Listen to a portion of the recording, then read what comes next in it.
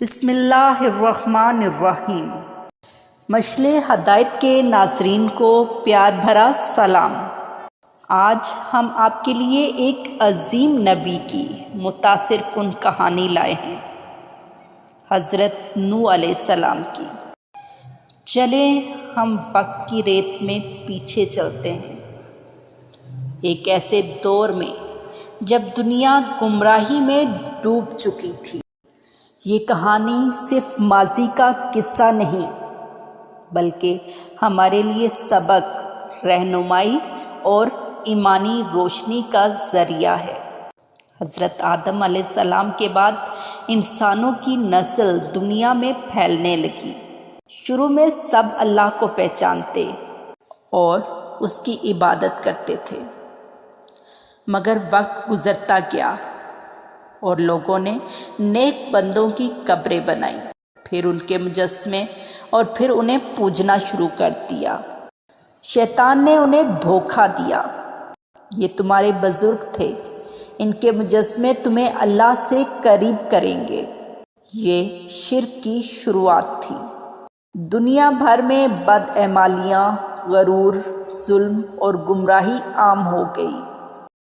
اللہ تعالیٰ نے حضرت نوح علیہ السلام کو چنا تاکہ وہ انسانوں کو اللہ کی طرف بلائیں۔ حضرت نوح علیہ السلام اللہ کے نیک بندے تھے، صابر، سچے، نرم دل اور انتہائی مخلص۔ اللہ نے انہیں حکم دیا، اپنی قوم کو تنبیہ کرو کہ وہ اللہ کی عبادت کریں اور شرک چھوڑ دیں۔ حضرت نوح علیہ السلام نے اپنی قوم کو پیغام دینا شروع کیا۔ انہوں نے فرمایا، ہے میری قوم، صرف اللہ کی عبادت کرو، اس کے سوا تمہارا کوئی معبود نہیں، کیا تم نہیں ڈرتے؟ حضرت نوح علیہ السلام نے 950 سال تک مسلسل اپنی قوم کو اللہ کی طرف بلایا۔ انہوں نے ہر طریقے سے بات کی، دن میں، رات میں، اکیلے میں، مجمع میں، نرمی سے، دلیل سے۔ انہوں نے کہا، اللہ سے معافی مانگو، وہ تمہیں بارش دے گا، تمہارے باغات سرسبز کرے گا، تمہارے مال و اولاد میں برکت دے گا۔ لیکن قوم نے کہا، تم ہمارے جیسے انسان ہو، ہم تمہاری بات نہیں مانیں گے۔ بڑے لوگ کہتے، ہم تمہیں غریبوں اور کمزوروں کے ساتھ دیکھتے ہیں، تمہیں عزت نہیں دی جا سکتی۔ ان کی ضد اور تکبر بڑھتا گیا۔ قوم نے حضرت نوح علیہ السلام کا مذاق اڑایا، ان پر ظلم کیے گئے، ان کی باتوں کو جھٹلایا گیا، لیکن وہ پیچھے نہ ہٹے۔ انہوں نے صبر کیا، اللہ سے دعا کی اور دعوت کو جاری رکھا۔ انہوں نے فرمایا، میری کوشش یہ ہے کہ تم فلاح پاؤ، میں تم سے کوئی بدلہ نہیں مانگتا، میرا اجر تو صرف اللہ کے پاس ہے۔ مگر ان کے دل پتھر ہو چکے تھے۔ جب نوح علیہ السلام نے دیکھا کہ قوم نہیں مان رہی تو انہوں نے دعا کی، ہے میرے رب، ان کافروں میں سے کسی کو زمین پر باقی نہ چھوڑ۔ اللہ تعالیٰ نے ان کی دعا قبول کی اور انہیں حکم دیا، تم ایک کشتی بناؤ اور ہماری نگرانی میں اسے تیار کرو۔ حضرت نوح علیہ السلام نے کشتی بنانی شروع کی، ایک بہت بڑی کشتی۔ خشکی پر، پہاڑ کے دامن میں قوم پھر ہنسی، اب نبی بڑائی بن گیا ہے، خشکی میں کشتی بنا رہے ہو۔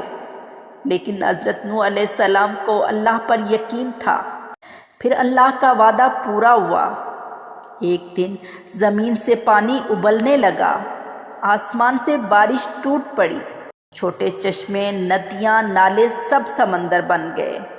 اللہ نے حضرت نوح علیہ السلام کو حکم دیا، ہر جانور کا ایک جوڑا مومنوں اور اپنے گھر والوں کو کشتی میں سوار کر لو، سوائے ان کے جن پر فیصلہ ہو چکا ہے۔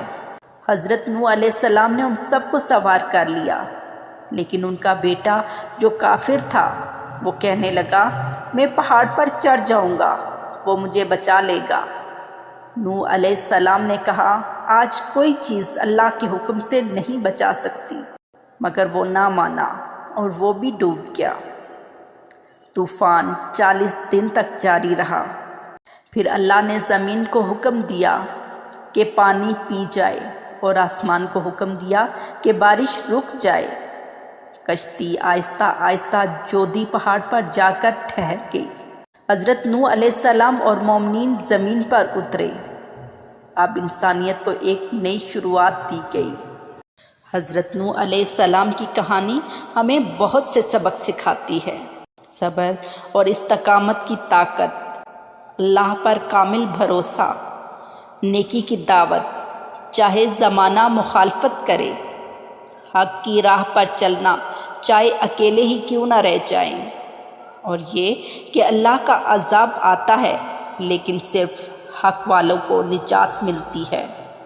اگر آپ کو یہ کہانی پسند آئی ہو تو برائے مہربانی ویڈیو کو لائک کریں، کمنٹ کریں اور ہمارے چینل کو سبسکرائب کریں تاکہ مزید ایمان افروز قصے آپ تک پہنچتے رہیں۔ اللہ ہم سب کو ایمان پر قائم رکھے اور ہمارے دلوں کو ہدایت دے۔ جزاکم اللہ خیرا۔ والسلام علیکم ورحمۃ اللہ وبرکاتہ۔